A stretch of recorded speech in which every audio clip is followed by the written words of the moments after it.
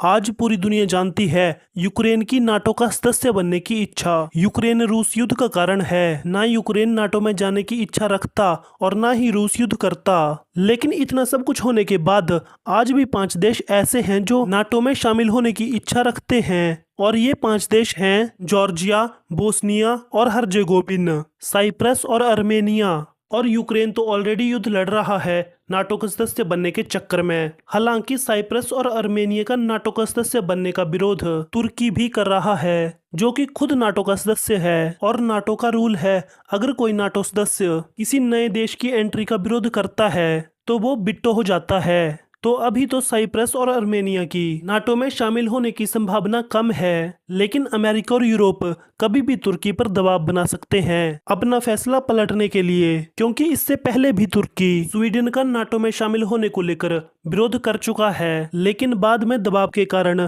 तुर्की को अपना फैसला बदलना पड़ा था और स्वीडन इसी साल नाटो का सदस्य बन गया था। अब सवाल उठता है कि अगर ये देश नाटो का सदस्य बनने के लिए जाते हैं तो पुतिन का क्या रिएक्शन होगा।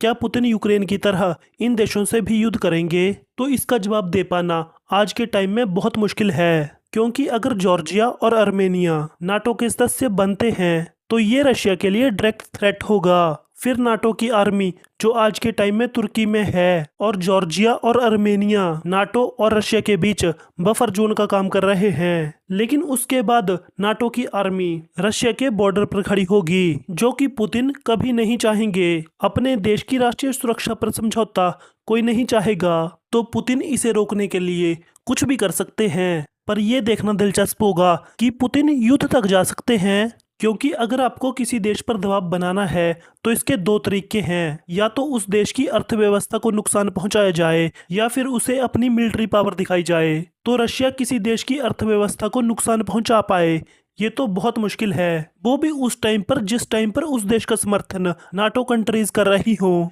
क्योंकि आज के टाइम में रशिया की खुद की अर्थव्यवस्था खराब है। अगर नाटो की बात की जाए तो नाटो 1949 में बनाया गया था और इस टाइम पर नाटो के सदस्य देशों की संख्या मात्र 12 थी, जो आज 2024 में 32 है। नाटो में एक रूल है कि अगर किसी देश पर हमला किया जाता है तो वो सब देशों पर हमला माना जाएगा। इसीलिए नाटो सबसे खतरनाक संगठन है दुनिया का। बाकी तो आई होप आपको वीडियो अच्छी लगी होगी।